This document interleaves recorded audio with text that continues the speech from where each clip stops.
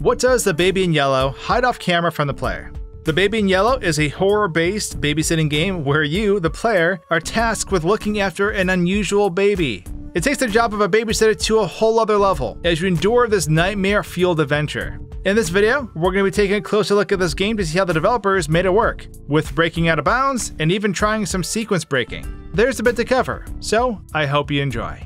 As always, I'd like to do a quick recap so that everyone remembers the game as much as possible. So like I was saying before, in The Baby in Yellow, you are tasked with taking care of this baby that isn't just a baby. During the first 3 nights, the player finds himself needing to feed the baby when he's hungry. His diaper always needs changed after eating, which then follows with putting the baby to bed. Supernatural occurrences frequently happen when you're doing all of this, making for a horrific experience. As the plot progresses and we follow the White Rabbit, we realize there's a lot more to this than just babysitting, leading us through this wild adventure through different realms, which started as babysitting to now trying to escape this baby.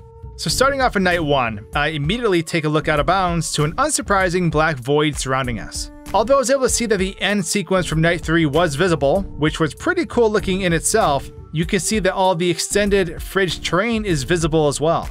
At the moment, the only other thing I was able to find that was interesting was the cat just sitting out of bounds in the apartment hallway. I was hoping to interact with it, but sadly could not. So we make our way into the apartment with the baby, who always has their eyes on you, even while moving the camera around. We are forever trapped in this baby's gaze. Anyways, I decide to feed the baby and take him to the changing room. Here, I want to see if I could catch the baby in action as he pulls off this move. Naturally, I should have known that this action the baby does is instantaneous, seeing as the baby can teleport. Slowing the game down to a crawl was a futile effort, so now we'll put the baby to bed and read him a story. I break from the camera and as you can see, the story reading just continues as usual, as the baby peers into my soul.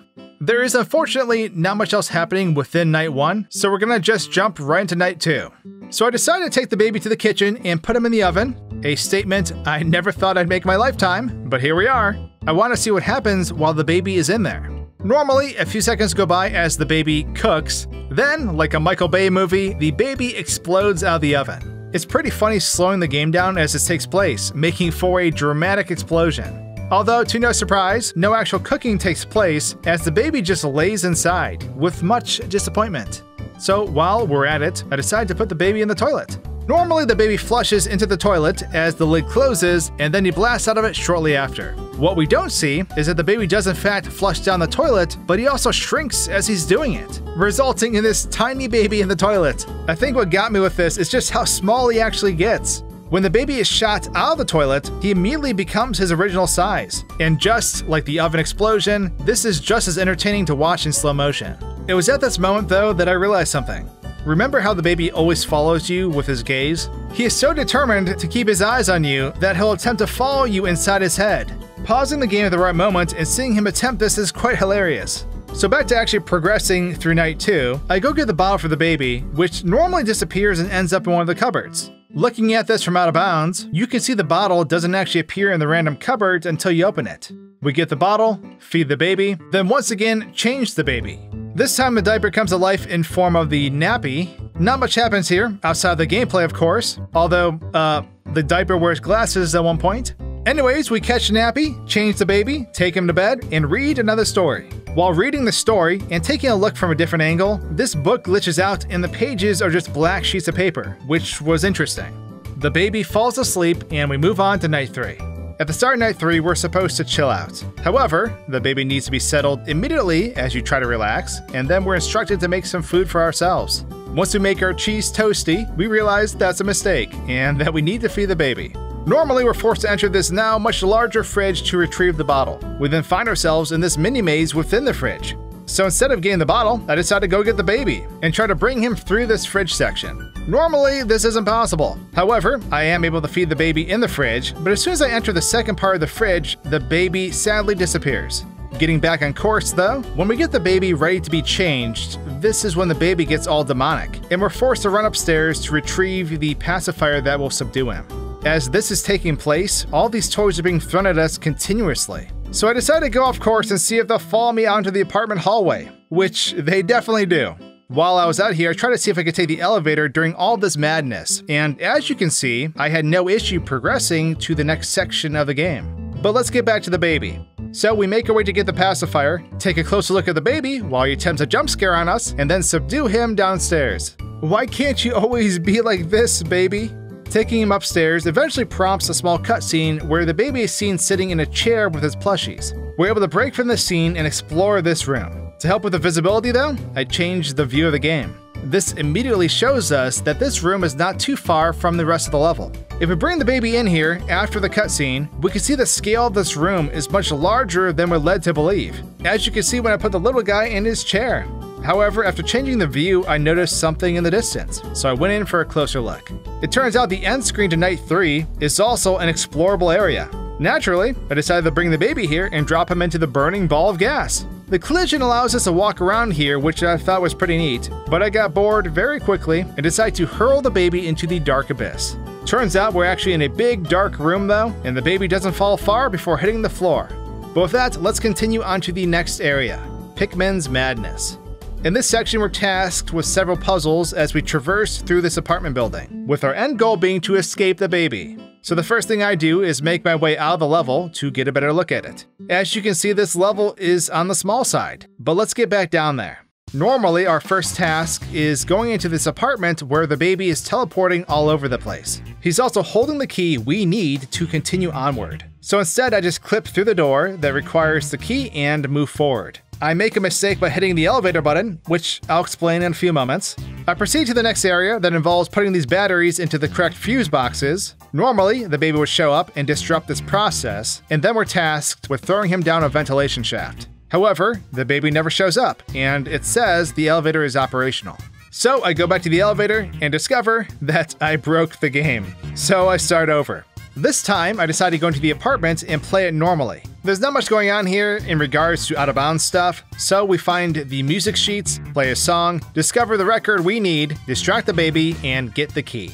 This time, the game acknowledges my interaction with the elevator, and we're able to move on. The baby shows up while we try to restore the power, and we casually throw him down the vent. I wanted to see where the baby goes after doing this, and it turns out he is actually teleported high above the level. I make my way up there, and surprisingly, I'm able to grab the baby and bring him back down to the power room.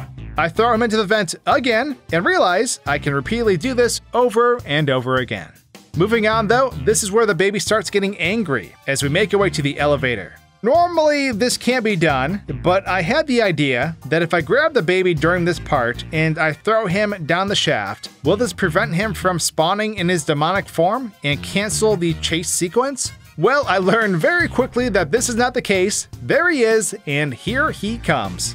So I just back out through the wall and watch him as he continues on his path to pursue me. I get behind him thinking I'm slick, and then got a little too close as he turned around and murdered me. I definitely jumped when this happened. But if we take a look from above, we can see that the baby will continuously follow this path, like a little confused mouse. Well, terrifying monster baby, but you know what I mean. Let's make our way into the next area though, the exit. In the exit, we find ourselves feeding and changing the baby continuously, until we realize we need to grab the matching key and then exit upstairs. This is where we travel through 3 apartment hallways, as we have to ignore the baby to progress. Each hallway escalates more and more, all while the baby is hounding us the entire time. If we go up and out for a bigger picture, you'll see that the first hallway is used as the second hallway too.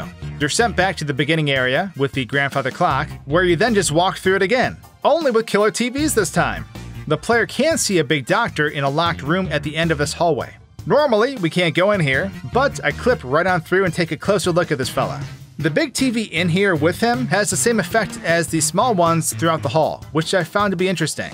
However, it's in the final hallway where we technically move on based on location. That aside though, not much happens in this final hall outside of normal gameplay.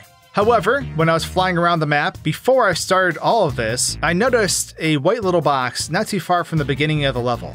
As I was taking a closer look, I realized this is the exit door to the entire level. I also noticed the giant baby head that's normally stalking you in this room. As you can see, he's fixated on where my character is. Currently, I'm using a detached camera, while my actual character body sits at the beginning of the level, hence his disregard for my camera. It's great to know this terrifying, bug-eyed monster is watching the player for the entirety of the level. Normally, once we reach this final room, we're being chased by the demon baby, as the giant baby head creates obstacles. But if we fly up at the giant baby head, he tries his best to stay away from the player, making for a funny sight. It seems that it is now time to move on to the next chapter, also known as Cat, in the chapter selection screen.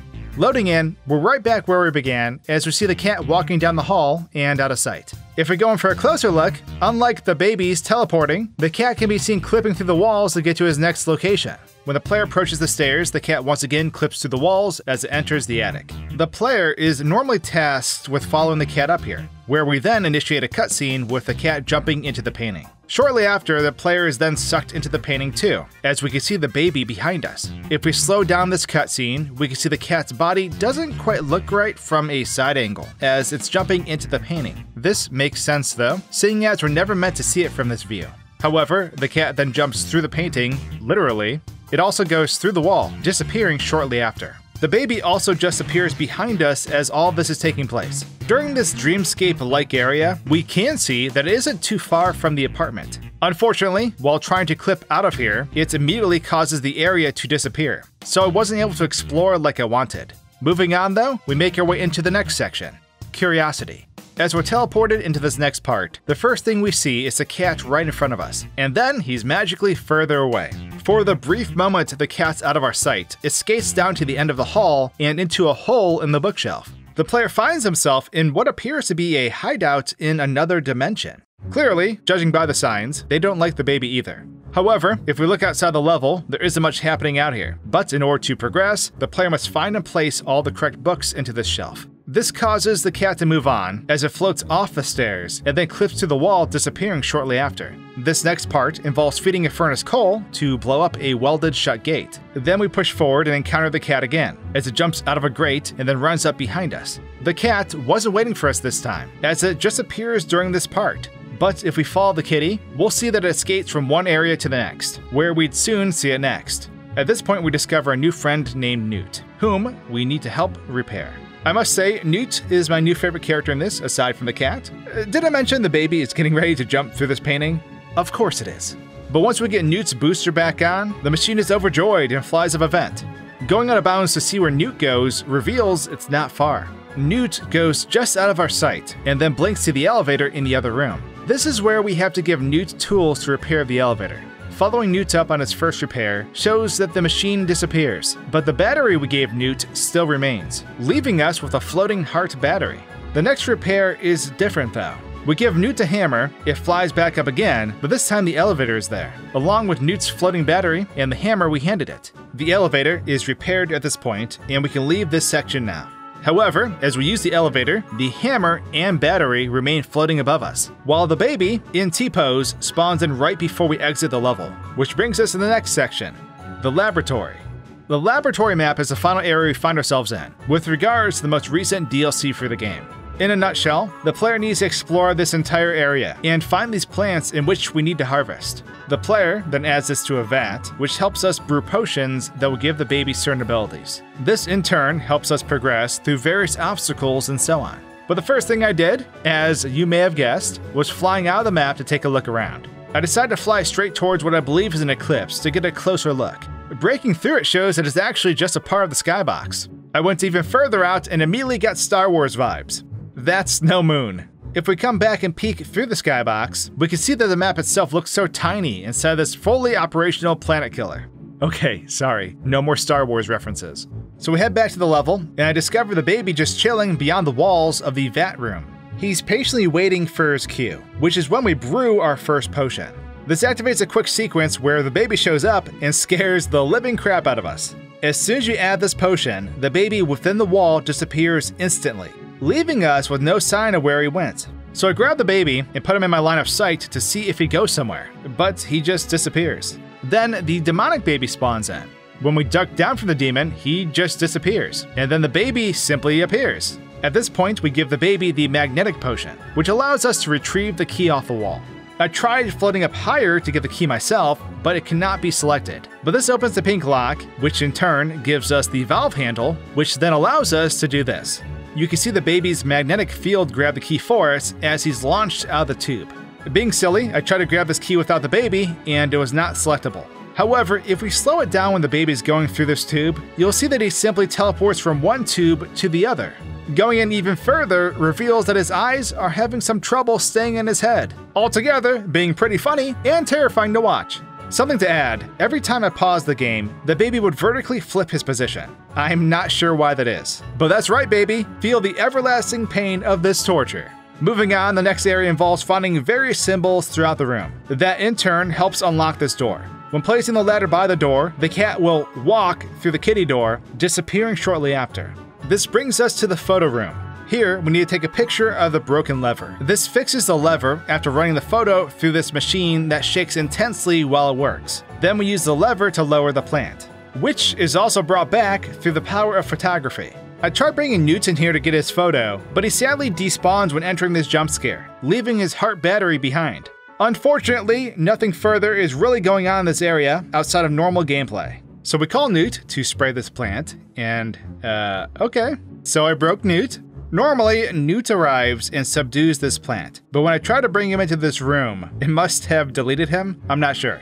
After fixing that, we get back to the vat and create our next potion. This causes the baby to become very heavy, allowing us to access outside by sending this big old baby over to the pressure plate. I noticed, as the baby's coming back down through this tube, he shrinks and regrows in it, slightly similar to when he shrank in the toilet. This brings us outside, where sadly, not much is going on. So we discover the last plant, the baby. Okay, so we catch the baby, and we send him to another dimension. Perhaps that's wishful thinking though. But we harvest the plant and head back inside. However, baby is not pleased, and he teleports back, which transitions us into the final portion of the game. Worlds collide. We wake up right where we left off, so I immediately break off and search for the baby, finding him in his familiar out-of-bounds hiding spot. Getting back on track though, we head into the building with the door slamming behind us. The elevator is locked, but I clipped through the gate and try to use it. Sadly, it does nothing. So we add the final ingredient and are tasked with brewing a useful potion. Instead, I decide to grab the baby and put it out of its misery, and just straight up Mario 64 him below the map like a penguin. However, the baby immediately teleports back to the center of the room. I was not pleased with this, so I took the baby out even further. I want to see if maybe there is just a death barrier below the immediate level, which it turns out there isn't, as I watched the baby fall continuously. I tried keeping up with him for a little bit, but then I watched as he slowly disappeared. Heading back up, I'm thinking, well, maybe the baby won't come back, only to find it jumping back out as it tortures poor Newt. I guess I should have seen that coming. Although if we slow it down while this takes place, it's a pretty funny scene. Just as they emerged, the lighting on the baby's lips made it seem as if they had teeth, or is it just me? Either way, it startled me at first glance. However, if we take a look at the baby's legs, the left one is clipping through the body of the baby. It looks incredibly uncomfortable, as we see his little baby foot poking through his shoulder. They hit a wall, and his legs flip around all weird, as his right leg is now poking through the left side of his body. He doesn't seem too upset over it, but his legs readjust, and that's when Newt throws him off. If we progress normally, we give him the blue and purple combo, creating a yellow potion, which helps us burn our way to the next area. We go upstairs to what appears to be the baby's room, and of course, baby no happy, and he needs his baba. Before doing that, I checked out this door that shuts as we initially come up here, only to find a small path leading nowhere. Heading down and to the left, we go for the pacifier, and the baby does a jump scare. Slowing this down shows the baby actually grows in size for this scare. We can see how he shrinks back down as he retreats. Anyway, we grab the pacifier, head back up, and put the baby to bed. The wall reveals that there's a door behind it, leading us to our next task. Here, we flip the levers, and the baby appears in a short cutscene, as he frees the core. When the baby disappears here, he can be found under the map once again. However, this time he's glowing very bright, which may have something to do with the explosion as he vanished. Going down to retrieve the core starts this short but intense chase with the baby, as he morphs into his killer mode and chases us into the photo room. Here, he repeatedly bangs on the door, and you need to brace it with the doorstop. Looking behind here shows that there's nothing actually behind the door as he's banging it. Newt then saves our life, and we eventually find our way down and out of the building. Out here we acquire the broken parts of the core, which in turn summons the baby. Nothing outside of normal gameplay takes place during the chase, and all the way to the baby's room. We take the core from an exhausted Newt so we can place it back where it was. This core summons the demon baby, and Newt holds the door shut for as long as he can. Looking behind here, we can see the baby bashing away at the door. But then, my least favorite part of the game takes place, as we watch Newt get obliterated. This is such a tragic scene that I sort of felt was coming, but just hoped that I was wrong. Rest in peace, little buddy. However, after the baby charges us and blows up in our face, and the core opens into this shiny gold sphere, we then take it to this door. Might I add, this door that we clearly shouldn't open. So we open it anyway, and this terrifying demon wormhole is revealed. The baby slowly hovers towards us, and then more babies start showing up. Looking at this transpire from out of bounds is great. We can see back behind this wormhole, the baby that floats towards us is extremely small. As he gets closer, he gets bigger and bigger, which makes sense. It also makes for a funny scene from this angle. While this is all happening, the doctor and cat spawn below us, standing by for the final part of the cutscene, which takes place as we're sucked up into the sky toward the eyeball. We see the babies do some brief off-screen movement, and this wraps up our journey in The Baby in Yellow, as we cut to the final screen. I hope you enjoyed this extensive breakdown, and if you did, subscribe right now to see more videos just like this. Thanks for watching everyone, and cheers!